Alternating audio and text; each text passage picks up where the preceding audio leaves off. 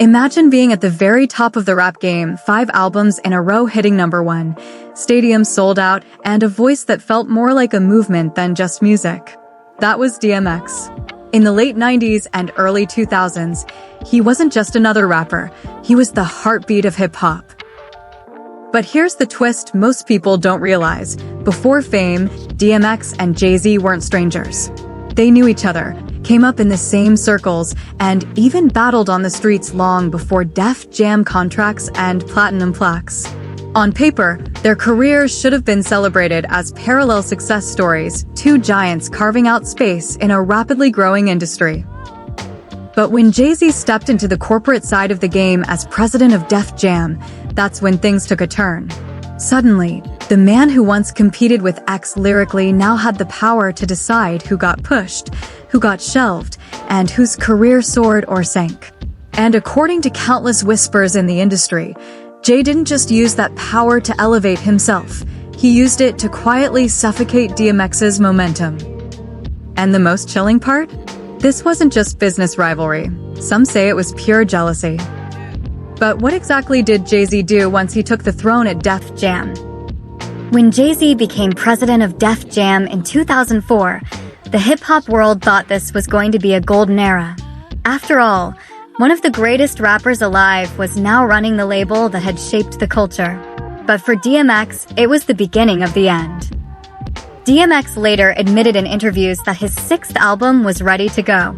The songs were recorded, the single was chosen, and even the music video was shot. Everything was lined up for another big release.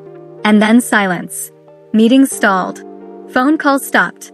Suddenly, the project was put on ice without explanation. DMX saw it for what it was. He openly accused Jay of trying to freeze him out, claiming the label was more interested in protecting Jay's image than pushing his music. You don't listen to a whole album, pick a single, shoot the video, and then say you don't know, X said in frustration. That's not confusion. That's sabotage. And DMX wasn't the only one saying it.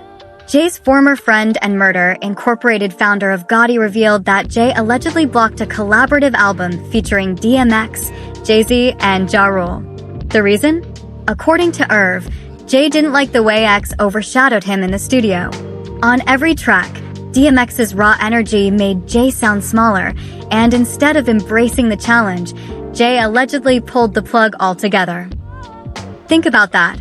A project that could have gone down as one of the most legendary collaborations in rap history, killed before it ever saw the light of day. But this wasn't just about music, because around the same time, another voice in the industry began connecting the dots. And it was none other than Katt Williams. Katt Williams has never been the type to stay quiet, even when it costs him. And in recent years, he's been more vocal than ever about the hidden machinery that controls the entertainment industry. When it came to DMX, Katt claimed he saw the blackballing play out firsthand, and it hit close to home because the same thing happened to him. According to Katt, DMX wasn't just targeted because of his lifestyle or his struggles. He was targeted because he couldn't be controlled. Unlike other artists who bowed down to the industry's unwritten rules, X was raw, unpredictable, and unwilling to play along. And that independence? It made him dangerous to powerful figures who preferred obedience. Katt said he recognized the pattern immediately. He had been through it himself, punished, sidelined, and labeled difficult after refusing to bend to humiliating demands from Hollywood. Just like DMX, he wasn't interested in selling his soul for career favors. And just like DMX, he paid the price. But Katt didn't stop there. In his usual unfiltered way, he went even further, suggesting that the rot at the top wasn't just about music or comedy. It was about an entire system of exploitation, one where the price of saying no could be your career, or worse. For Katt, DMX's downfall wasn't just a tragedy. It was a warning. And as he began pointing fingers, he made it clear Jay Z wasn't the only one with blood on his hands. Because Katt also had some things to say about Beyonce, and that's where the story takes a darker turn. When Katt Williams shifted the spotlight toward Beyonce, the internet lit up. For years, she's been seen as untouchable, a queen, flawless on stage. carefully guarded in her personal life. But according to Katt and other outspoken insiders, Beyonce may know far more about the darker side of the industry than she lets on. Rumors online claim that Beyonce hasn't just stood by Jay Z, she's allegedly protected him. From whispers about silenced mistresses to cryptic lyrics that fans believe reference real-life tragedies, the speculation only grows. One song in particular, Daughter, raised eyebrows when Beyonce described blood on couture dresses and a crime scene wiped clean. To fans, it sounded like fiction. But to conspiracy theorists, it was a veiled confession about Jay's late mistress, Kathy White. And then there's Jaguar Wright, a singer who's been relentless in her accusations. She's alleged that both Jay Z and Beyonce have been involved in everything from covering up deaths to holding people against their will. Wild claims? Absolutely. But her words have been echoed enough times to keep people suspicious. Whether these stories are exaggerated or not, Katt Williams leaned into the speculation. He suggested that Beyonce's silence wasn't accidental, it was protection. Protection for her husband, protection for the empire they built, and maybe even protection for herself. The narrative is chilling. DMX resisted the system, Jay allegedly punished him for it, and Beyonce, by staying quiet, became part of the cover-up. But Katt's credibility comes from more than just words. He's lived through Hollywood's ugliest demands himself, and the proof of that came during his very first movie role. Long before Katt Williams was calling out Hollywood on stage, he had his first big shot in film with Friday After Next. For most actors, that moment is all about playing along, keeping quiet, and doing whatever the producers want. But Katt made a choice that would put him on the industry's bad side from day one. In the original script, his character Money Mike was supposed to be humiliated in a disturbing scene. The joke? An assault in the bathroom. Katt immediately refused. He told Ice Cube and the producers there was nothing funny about it, and that if they wanted real comedy, they didn't need to rely on cheap, degrading shock value. Think about the risk he took. This was his very first film role. Saying no could have ended his career before it even started. But Katt stood firm, and in the end, the movie went forward without that scene. The audience loved him, and Money Mike became iconic. But behind the scenes, Katt had just made powerful enemies. That moment revealed exactly how Katt operates.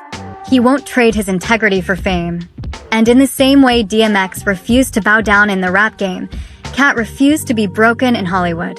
Both men drew their line in the sand, and both men were punished for it.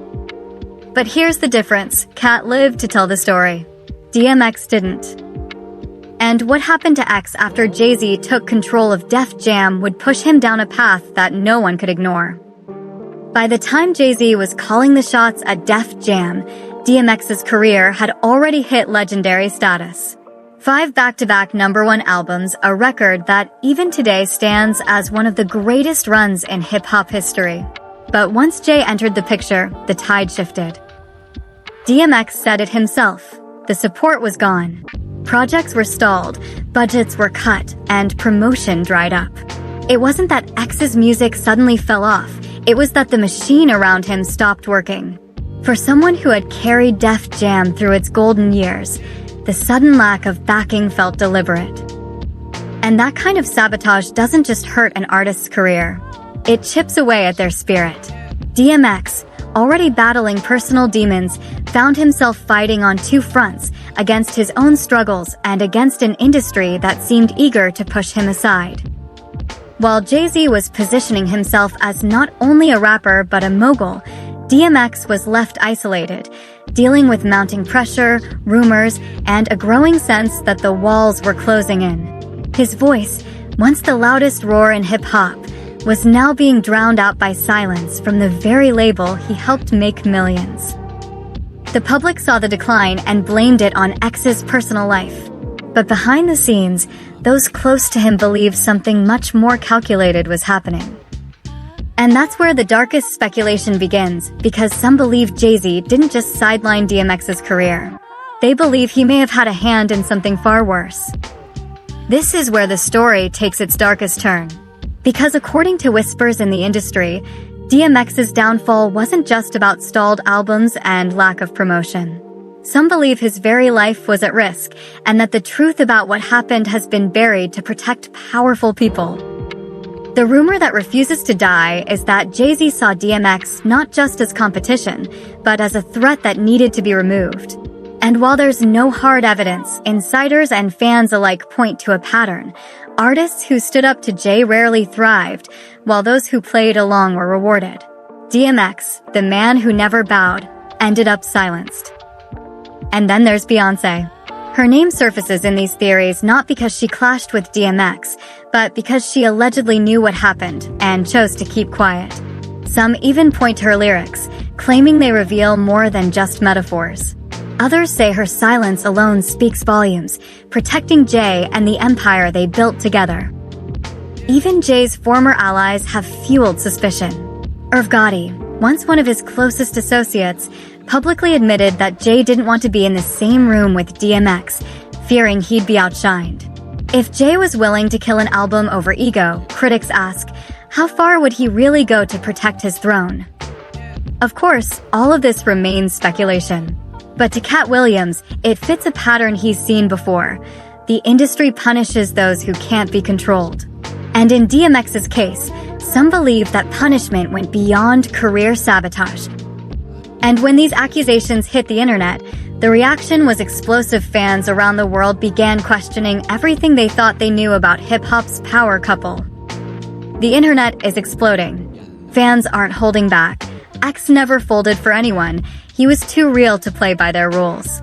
But this isn't just nostalgia. People are now questioning the icons themselves. Could Jay Z's legendary status have a shadow side? Social media threads are lighting up with debates, memes, and theories. Some wonder, is this just the industry's price for survival or something far darker? The conversation isn't just about DMX anymore. It's about power, control, and who really calls the shots behind the scenes. Every fan comment, every tweet, every viral post adds fuel to the wildfire of speculation. And one question lingers. If even the biggest stars can't speak freely, what does that say about the empire they've built? Katt Williams' claims don't just rattle the industry. They make us rethink the cost of silence in hip-hop. What if the real story isn't about fame, awards, or record sales, but about the price paid by those who dared to speak the truth? Now the ball's in your court. Is Beyonce shielding secrets about DMX, or is this just another tangled web of industry rumors?